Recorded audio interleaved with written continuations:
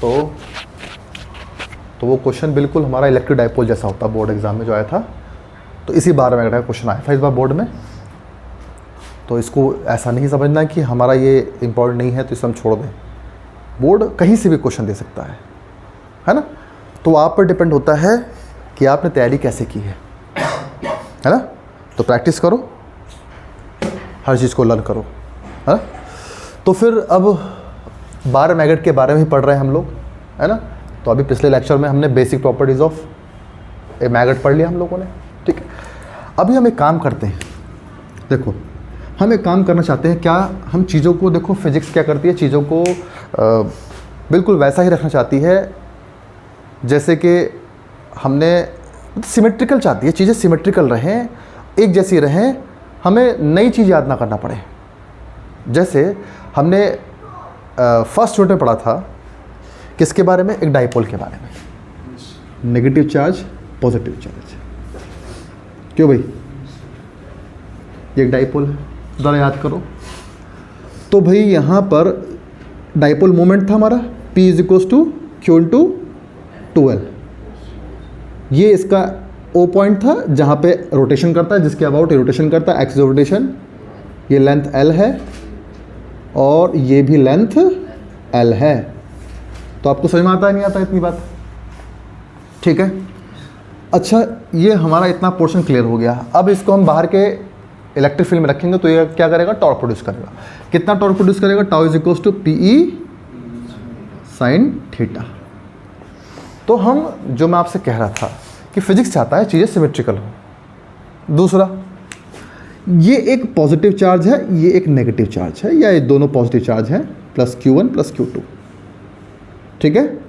तो इनके बीच में जो कूलम्स फोर्स होता है 1/4π ε0 Q1 Q2 R², ये हम पढ़ चुके हैं, ठीक है। हाँ, उसकी वीडियो नहीं है, चलो कोई बात नहीं, उसको हम बाद में देखेंगे। लेकिन उसी से हम कंपेयर करना चाहते हैं चीज़ें, हम चाहते हैं ऐसा ही कुछ हो। क्या हम कूलम्स लॉ लगा सकते हैं, क्योंकि मैग्नेटिक फील्ड, मैग्नेटिक फोर्स भी इनवर्स स्क्वायर लॉ को फॉलो करता है। यहाँ भी दो पोल्स अट्रैक्ट रिपेल करते हैं भाई, north pole south pole repel करते, अट्रैक्ट करते हैं, नॉर्थ नॉर्थ रिपेल करते हैं भाई, पॉजिटिव पॉजिटिव रिपेल करते हैं, हम सब जानते हैं। तो रिपल्शन का फोर्स, अट्रैक्शन का फोर्स इलेक्ट्रोस्टैटिक में भी था, रिपल्शन का फोर्स, अट्रैक्शन का फोर्स हमारे मैग्नेटिज्म में भी है। तो क्यों नहीं हम कूलम्स लॉ अप्लाई कर सकते इन द, बस एक ही चीज़ तो है अलग, वो क्या है कि भाई नेगेटिव, एक नेगेटिव अलग से बनता है, पॉजिटिव अलग हो सकता है। मतलब आइसोलेट हम नेगेटिव क्रिएट कर सकते हैं, एक पॉजिटिव क्रिएट कर सकते हैं। हाँ, हम एक मैग्नेट में ऐसा नहीं करते। अगर नॉर्थ पोल लाओगे तो साउथ पोल तो साथ में आना ही आना है, ये तो बात तय है, ये आप सब जानते हो। तो भाई ये एक, अब इसके पास में मैं अगर एक बार मैग्नेट बना दूं, ये एक बार मैग्नेट है, ठीक। इसका एक नॉर्थ पोल है, ये साउथ पोल है। North pole south pole end से थोड़ा अंदर होते हैं, एंड से, किनारे से थोड़ा अंदर होते हैं। मतलब एक बार मैग्नेट की जो हम अगर लेंथ माने, ये जो 2L है, ये 2L होती है। तो 2L हम यहाँ से ना लेकर के कहाँ से लेंगे, एक पोल से, तो ये भी 2L होता है इसका, पोल से पोल पर, क्योंकि किनारे पे आकर के मैग्नेटिक फील्ड बदल जाता है जहाँ तक स्ट्रेंथ सेम रहे। बताओ, एक मैग्नेट की मैग्नेटिक फील्ड की स्ट्रेंथ कहाँ से कहाँ तक रहती है, सेम, नॉर्थ से साउथ तक, या साउथ से नॉर्थ तक मैग्नेटिक फील्ड की स्ट्रेंथ बिल्कुल सेम होती है। जैसे ही तुमने साउथ क्रॉस किया या नॉर्थ क्रॉस किया, मैग्नेटिक फील्ड की स्ट्रेंथ कमज़ोर होने लगती है और एंड पे आकर के आधी रह जाती है, क्योंकि आधे ऊपर आधे नीचे ऐसे ऐसे मुड़ जाते हैं। तो ये 2L हो गया, ये हमारा पॉइंट हो गया O। तो यानी यहाँ से अब तक L और ये L। तो इसके भी Q थे, Q और Q थे। तो हमने ठीक है भैया, हमने भी इसकी स्ट्रेंथ बोल दी, यहाँ पे स्ट्रेंथ है, यहाँ पे भी स्ट्रेंथ है, ये QM है, इसको QM बोल देते हैं। M क्या है, क्योंकि ये चार्ज है मैग्नेट वाला चार्ज बोलते हैं, ठीक है। तो ये वाला यहाँ पे मैग्नेट का चार्ज है, यहाँ पे साउथ पोल का मैग्नेटिक स्ट्रेंथ है, यहाँ पे नॉर्थ पोल का मैग्नेटिक स्ट्रेंथ है QM, ये मैग्नेटिक स्ट्रेंथ है किसकी, साउथ पोल की, ये मैग्नेटिक स्ट्रेंथ है किसकी, नॉर्थ पोल की। तो QM ले लिया, स्ट्रेंथ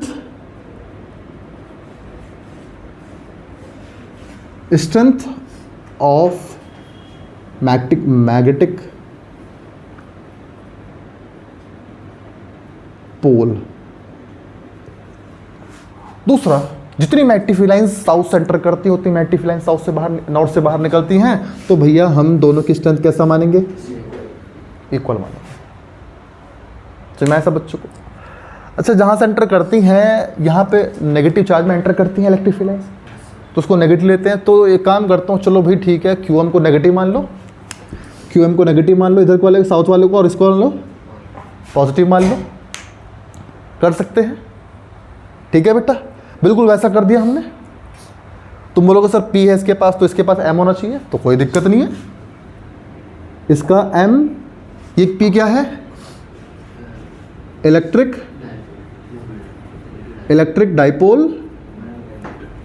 डाइपोल मोमेंट।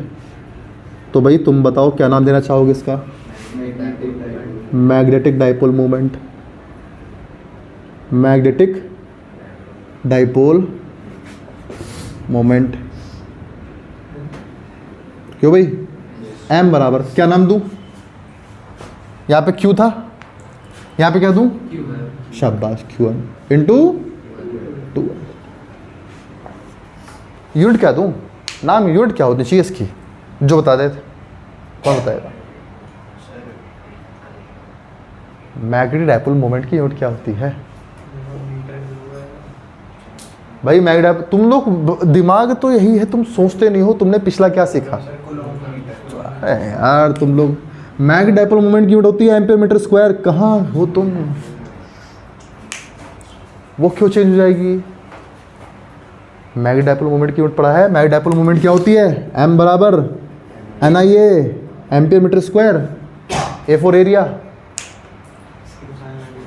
अब तुम यहाँ दिमाग लगा यार, इसे कूलम बोल दे हम, कूलम तो चार्ज ही होता है, वो चार्ज कैसे कर दें इसको हम। भाई मैग्नेटिक फील्ड किसकी वजह से बनेगा, करंट की वजह से बनेगा, तो कैसे आप बोल सकते हो इसे कूलम। ठीक है, तो एम्पीयर मीटर स्क्वायर ही यूनिट होगी मैग्नेटिक डाइपोल मोमेंट की। समझते हो, पता लग गया, ठीक है। अब एक तो हमने ये मैग्नेटिक डाइपोल मोमेंट क्रिएट कर दिया, इतनी बात तो एक मैग्नेट के अंदर आ गई। क्या ये बात सबको समझ में आ गई। कूलम्स फोर्स, चलो कूलम्स फोर्स की बात करते हैं। ये Coulomb's law of electrostatic, Coulomb's law of electrostatics.